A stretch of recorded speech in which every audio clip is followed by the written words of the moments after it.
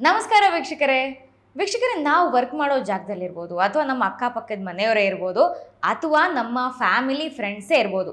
ನಾವು ಅವ್ರಿಗೇನೂ ತೊಂದರೆ ಮಾಡಿರಲ್ಲ, ಆದರೂ ಕೂಡ ಅವ್ರು ಪದೇ ಪದೇ ನಮ್ಮ ಜೊತೆ ಕಾಲು ಕೆರ್ಕೊಂಡು ಜಗಳಕ್ಕೆ ಬರ್ತಾ ಇದ್ರೆ ಅವರಿಗೆ ನಾವು ವಾಪಸ್ ಬುದ್ಧಿ ಕಲಿಸ್ಬಹುದಾ? ಇದು ಸಾಧ್ಯನಾ? ಈ ಮಾಹಿತಿನ ನಮಗೆ ತಿಳಿಸ್ಕೊಡೋದಕ್ಕೆ ನಮ್ಮ ಜೊತೆಗೆ ಖ್ಯಾತ ಜ್ಯೋತಿಷಿಗಳಾದ ಗಿರಿಧರ್ ಭಟ್ ಗುರುಗಳಿದ್ದಾರೆ. ಮೊದಲಿಗೆ ಅವ್ರನ್ನ ಕಾರ್ಯಕ್ರಮಕ್ಕೆ ಸ್ವಾಗತ ಮಾಡೋಣ. ನಮಸ್ಕಾರ ಗುರುಗಳೇ, ಕಾರ್ಯಕ್ರಮಕ್ಕೆ ಪ್ರೀತಿಯ ಸ್ವಾಗತ.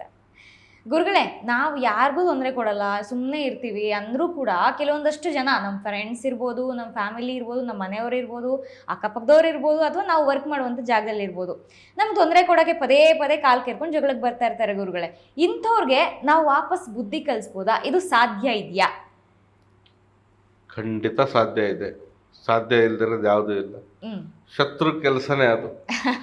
ಅವ್ರಿಗೆ ಏನಂತಂದ್ರೆ ಅವರ ಒಂದು ಮನಸ್ಥಿತಿಯಲ್ಲಿ ನೀವು ಚೆನ್ನಾಗಿರೋದು ಅವ್ರಿಗೆ ಸಹಿಸಕ್ಕಾಗಲ್ಲ, ಆಗೋದಿಲ್ಲ, ಅವ್ರಿಗೆ ಬೇಕಿಲ್ಲ ಅದು. ನೀವು ಹೇಳಿದ್ರಿ ವರ್ಕ್ ಮಾಡೋ ಜಾಗದಲ್ಲಿ ಸುಮ್ಮನೆ ಕಾಲ್ ಕೆರೆದು ಜಗಳ ಮಾಡ್ತಾರೆ.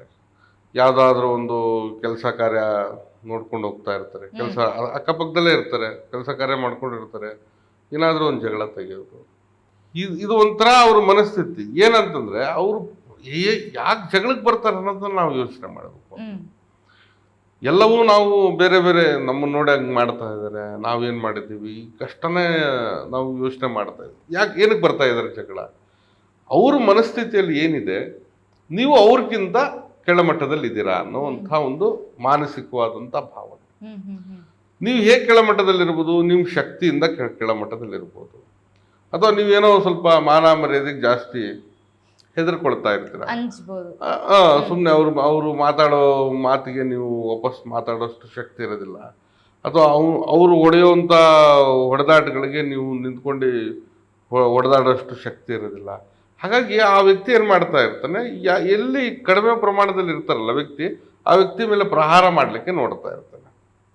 ಆದರೆ ಇರೋದೇ ಜೀವನ ಸ್ಥಿತಿ ಅನ್ನೋದು ಹಾಗೆ, ಸಮಾಜ ಇರೋದು ಹೀಗೆ. ಸ್ವಲ್ಪ ಇದ್ದವ್ರು ಏನು ಮಾಡ್ತಾರೆ, ಇಲ್ದಿರೋರ ಮೇಲೆ ದಬ್ಬಾಳಿಕೆ ಮಾಡೋದು, ಶಕ್ತಿ ಇರೋನು ಶಕ್ತಿ ಇಲ್ಲದೆ ಇರೋರ ಮೇಲೆ ದಬ್ಬಾಳಿಕೆ ಮಾಡೋದು, ಒಬ್ಬ ಮಾಲೀಕ ಆಗಿದ್ರೆ ಆಳ ಮೇಲೆ ದಬ್ಬಾಳಿಕೆ ಮಾಡೋದು, ಇವೆಲ್ಲ ಸಾಮಾನ್ಯವಾಗಿ ನಡೆಯುತ್ತೆ. ಇದೇ ಕೆಲಸ ಕಾರ್ಯದಲ್ಲಿ ನಡೆಯುತ್ತೆ. ಏನೋ ಇನ್ನೊಂದು 5-10 ವರ್ಷದಿಂದ ಕೆಲಸ ಮಾಡ್ತಾ ಇದ್ರೆ ಹೊಸಬ ಬಂದರೆ ಅವನ ಮೇಲೆ ಎಲ್ಲರೂ ಸೇರಿ ಕುತ್ಕೊಂಡ್ಬಿಡೋದು. ಅಥವಾ ಈ ವ್ಯಕ್ತಿ ಒಂದು ಒಳ್ಳೆ ಟ್ಯಾಲೆಂಟ್ ಇದೆ, ಅವನ ಹತ್ರ ಹೋಗ್ಬಿಟ್ಟು ನಿಧಾನಕ್ಕೆ ಅದನ್ನು ಬಳಕೆ ಮಾಡ್ಕೊಂಡು ತನ್ನ ಹೆಸರಿಗೆ ಹಾಕೊಂಡು, ಅಂದರೆ ಅವನೇನು ಮಾಡೋದಿಲ್ಲ ಅನ್ನೋವಂಥ ಒಂದು ಇಚ್ಛೆಯಿಂದ ಅವರೆಲ್ಲ ಮಾಡ್ತಿರ್ತಾರೆ. ಸಾಮಾನ್ಯವಾಗಿ ನೆರೆಹೊರೆಯವರಲ್ಲಿ, ಫ್ರೆಂಡ್ಸ್ ಸರ್ಕಲ್ನಲ್ಲಿ, ಮತ್ತು ಆಗದೇ ಇರೋವಂಥ ಸ್ಥಳಗಳಲ್ಲಿ ಎಲ್ಲ ಕಡೆನೂ ಬೇಕಂತಲೇ ಬಂದು ಜಗಳಕ್ಕೆ ನಿಂತ್ಕೋತಾರೆ, ಅಥವಾ ಅವಮಾನ ಮಾಡಿಬಿಡೋದು. ಜಗಳ ಬೇರೆ ಅದು ಪ್ರಶ್ನೆ. ಹಿಂಗೆ ಜಗಳಕ್ಕಿಂತ ಅವಮಾನ ಮಾಡೋದು, ಎಲ್ಲ ಹೋಗ್ಬಿಟ್ಟು ಹೆಸರು ಕೆಡಿಸ್ಬಿಡೋದು. ಹೆಂಗಂದ್ರೆ ಅವನು 100 ರೂಪಾಯಿ ಸಾಲ ಮಾಡಿದರೆ ಭಾಳ ಸಾಲ ಮಾಡ್ಕೊಂಡು ಹಾಳಾಗಿ ಹೋಗಿದ್ದಾನೆ ಅಂತ ಹೇಳ್ಬಿಟ್ಟು ಅಪಪ್ರಚಾರ ಮಾಡಿಬಿಟ್ಟು ಬರೋ ಜಾಗದಲ್ಲೂ ದುಡ್ಡು ಬರದೇ ಇರೋಂಗೆ ಅವನ್ನ ತಡೆ ಹಿಡ್ಕೊಡು. ಈ ರೀತಿನೂ ಕೂಡ ಹೆಸರು ಹಾಳು ಮಾಡೋದು.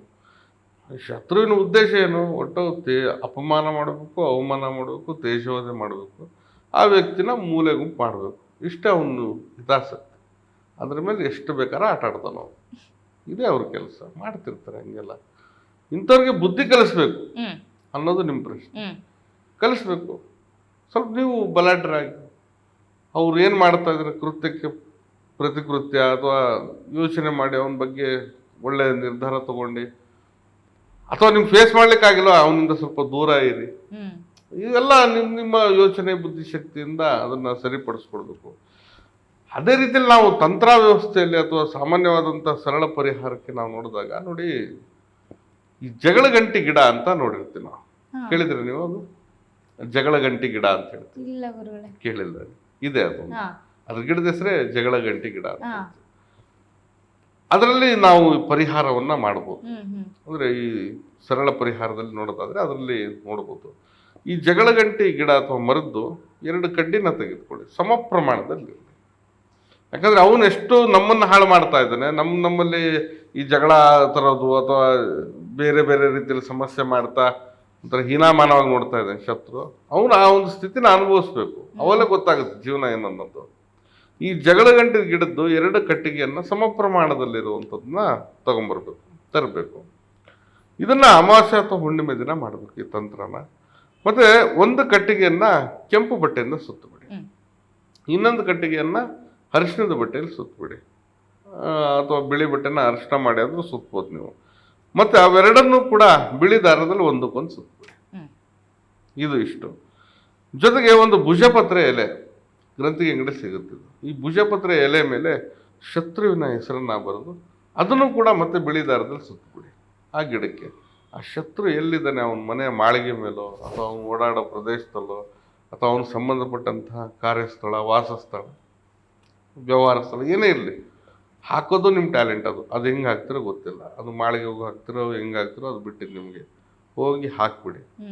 ಖಂಡಿತ ನಿಮಗೆ ಯಾವ ರೀತಿ ಕಾಲಕ್ಕಿರಿದು ಜಗಳ ಮಾಡ್ತಾ ಇದ್ದಾನೆ ಆತ ಶತ್ರು, ಅಥವಾ ಏನು ತೊಂದರೆ ಮಾಡ್ತಾ ಇದ್ದಾನೆ, ಅಥವಾ ನಿಮ್ಮಲ್ಲೇ ತಂದಿಡ್ತಕ್ಕಂಥದ್ದು, ಅವಮಾನ ಮಾಡೋದು, ಆ ಒಂದು ಸ್ಥಿತಿನ ಅವನು ಅನುಭವಿಸ್ತಾನೆ.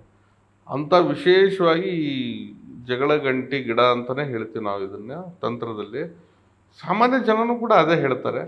ಇದು ಪರಿಹಾರ ಶತಸಿದ್ಧವಾಗಿ ನಡೆಯುವಂಥ ಒಂದು ಕ್ರಿಯೆ. ಇದು ಮಾಡ್ಬೋದು, ಯಾಕಂದರೆ ಆ ಗಿಡದ ಲಕ್ಷಣ ಆಗಿರೋದ್ರಿಂದನೇ ಅದ್ರ ಹೆಸರು ಹಂಗೆ ಬಂದಿರಬೇಕು. ಹಾಗಾಗಿ ಇದು ತಂತ್ರದಲ್ಲಿ ಬಹಳ ಈ ಶತ್ರುಗಳಿಗೆ ಅವರವರಲ್ಲೇ ಬೆಂಕಿ ಹಚ್ಚೋ ಕೆಲಸ ಮಾಡುತ್ತೆ ಅನ್ನೋದು ಒಂದಿದು ಪ್ರತೀತಿ, ಒಂದು ಬಳಕೆಯಲ್ಲಿರೋದು ಪೂರ್ವಿಕವಾದಂಥ ಬಂದಿರೋ ಒಂದು ಅಧ್ಯಯನದಲ್ಲಿ ಇರ್ತಕ್ಕಂಥ ಒಂದು ತಂತ್ರ ಪರಿಹಾರ. ಇದು ಮಾಡ್ಬೋದು, ಖಂಡಿತ ಇದರಿಂದ ಅನುಕೂಲ ಆಗುತ್ತೆ. ಶತ್ರುಗೂ ತಕ್ಕ ಪಾಠ ಕಲಿಯೋ ಒಂದು ಒಳ್ಳೆ ಸಿಗುತ್ತೆ, ಆಗುತ್ತೆ, ಖಂಡಿತ ಮಾಡ್ಬೋದು, ತೊಂದರೆ ಇಲ್ಲ. ಓಕೆ ಗುರುಗಳೇ, ಈಗ ಸಾಕಷ್ಟು ಜನಕ್ಕೆ ಈ ಒಂದು ತೊಂದರೆ ಇರುತ್ತೆ, ಪದೇ ಪದೇ ಕಾಲು ಕೆರ್ಕೊಂಡು ಜಗಳಕ್ಕೆ ಬರ್ತಾ ಇರ್ತಾರೆ. ಅವ್ರಿಗೆ ಏನಪ್ಪ ಮಾಡೋದು, ಹೇಗಪ್ಪ ಬುದ್ಧಿ ಕಲಿಸೋದು ಅಂತ. ಕೆಲವರು ತುಂಬ ಸಾಫ್ಟ್ ಇರ್ತಾರೆ, ಅಂಥವ್ರಿಗೆಲ್ಲ ಬಹಳ ಸರಳ ಪರಿಹಾರವನ್ನು ತಿಳಿಸ್ಕೊಟ್ರಿ. ಇವತ್ತಿನ ಕಾರ್ಯಕ್ರಮಕ್ಕೆ ಬಂದಿದ್ದಕ್ಕೆ ಧನ್ಯವಾದ ಗುರುಗಳೇ. ನಮಸ್ಕಾರ. ವೀಕ್ಷಕರೇ, ಪದೇ ಪದೇ ಕೆಲವೊಂದಷ್ಟು ಜನಗಳು ನಮ್ಮ ಜೊತೆಗೆ ಕಾಲು ಕೆರ್ಕೊಂಡು ಜಗಳಕ್ಕೆ ಬರ್ತಾ ಇರ್ತಾರೆ. ಅವರಿಗೆ ನಾವು ವಾಪಸ್ ಬುದ್ಧಿ ಕಲಿಸ್ಬೇಕು ಅಂದರೆ ಗುರುಗಳು ಒಂದು ಹೆಚ್ಚಿನ ಮಾಹಿತಿನ ತಿಳಿಸ್ಕೊಟ್ಟಿದ್ದಾರೆ, ಸಿಂಪಲ್ ಪರಿಹಾರವನ್ನು ತಿಳಿಸ್ಕೊಟ್ಟಿದ್ದಾರೆ. ಅದನ್ನು ನೀವು ಕೂಡ ಟ್ರೈ ಮಾಡಿ. ಈ ಎಲ್ಲ ಮಾಹಿತಿಗಳು ನಿಮಗೆ ಇಷ್ಟ ಆಗಿದೆ ಅಂತ ಭಾವಿಸ್ತಾ ನೀವು ಗುರುಗಳನ್ನು ನೇರವಾಗಿ ಭೇಟಿ ಆಗಬೇಕು ಅಂತಿದ್ರೆ ಸ್ಕ್ರೀನ್ ಮೇಲೆ ನಂಬರ್ ಡಿಸ್ಪ್ಲೇ ಆಗ್ತಾ ಇದೆ, ಕಾಲ್ ಮಾಡಿ ನೀವು ಭೇಟಿ ಆಗ್ಬೋದು. ಗುರುಗಳ ಆಫೀಸ್ ಬೆಂಗಳೂರು ಯೂನಿವರ್ಸಿಟಿ ಸರ್ಕಲ್ ಹತ್ರ ಇರುತ್ತೆ, ನೇರವಾಗಿ ಬಂದು ಭೇಟಿ ಆಗ್ಬೋದು. ನಮಸ್ಕಾರ.